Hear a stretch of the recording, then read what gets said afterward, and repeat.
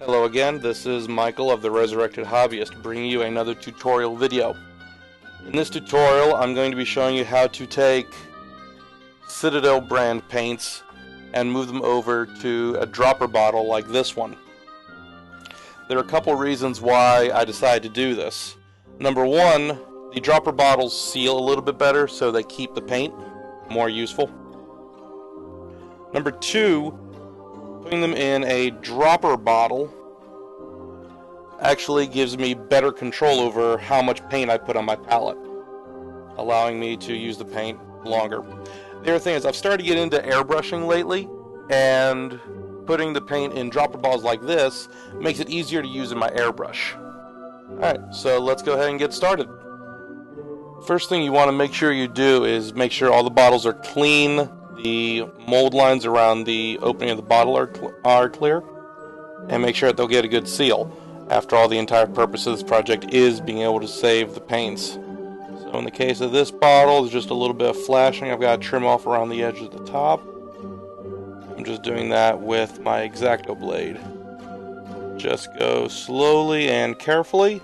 Lots of shortcuts as opposed to trying to get it all in one go.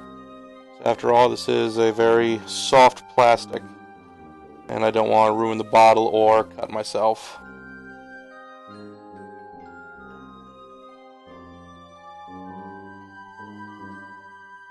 Okay, so that's finished preparing the bottles themselves. Next, you want to make sure you check the stoppers and make sure they're clear.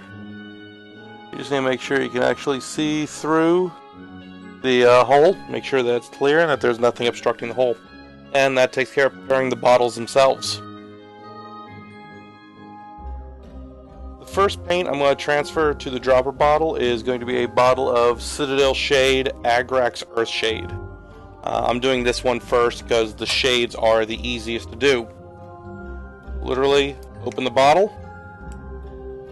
I find easiest to position it so that the top of the bottle is to the back. And then very carefully just pour from the Citadel pot into the dropper bottle. As long as you go slowly and carefully, you won't miss a drop. It's just a matter of popping the cap in and then sealing the bottle.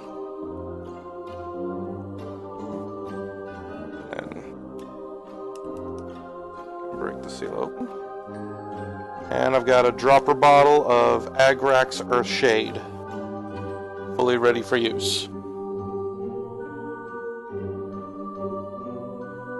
Alrighty, this time we're doing Citadel base color Dryad Bark. Alright, this is a brand new bottle. Now, one of the things about the base and layer colors from Citadel is they're somewhat thicker than the wash colors are. So they're too thick to actually just pour right into the bottle. So what you need to do is you need to thin them out using water. So I'm going to take my pipette and I'm going to drop, all told, about 10 milliliters of water into the brand new pot. As you can see, that gets me about halfway between the top of where the paint is and the lip of the bottle. And then I have to mix it up real well. I'm just going to do that by shaking it. Now I'm sure you're going to be asking where I got the bottles to do this. So I'm going to post the link right there. It is an eBay seller from China. So it's going to take a little while to get your bottles. But, you know, for 15 bucks, for 100 of these things, can't complain about the weight. Alrighty. Once it's mixed, it should have the consistency of about milk. Yep, there we go. And now I'm ready to pour it into the bottle. So just like the shade, need to be careful to not spill any. This one's kind of clean to the rim, so I gotta be careful. I'm going to pop in the dropper top.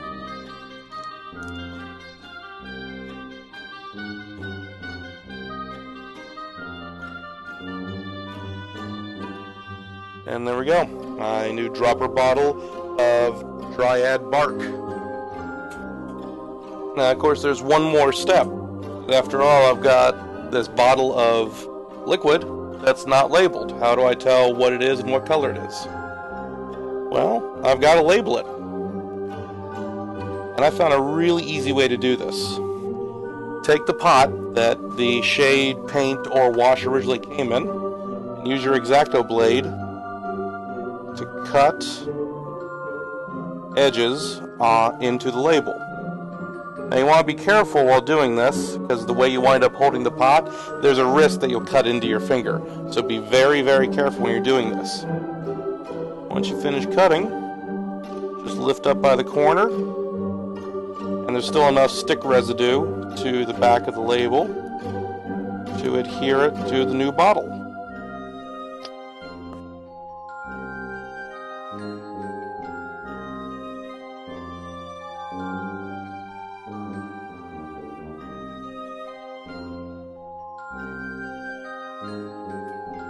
And that concludes this tutorial video.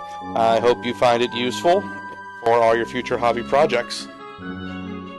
Thank you for watching, and again, this is the Resurrected Hobbyist saying, never stop learning and always keep experimenting.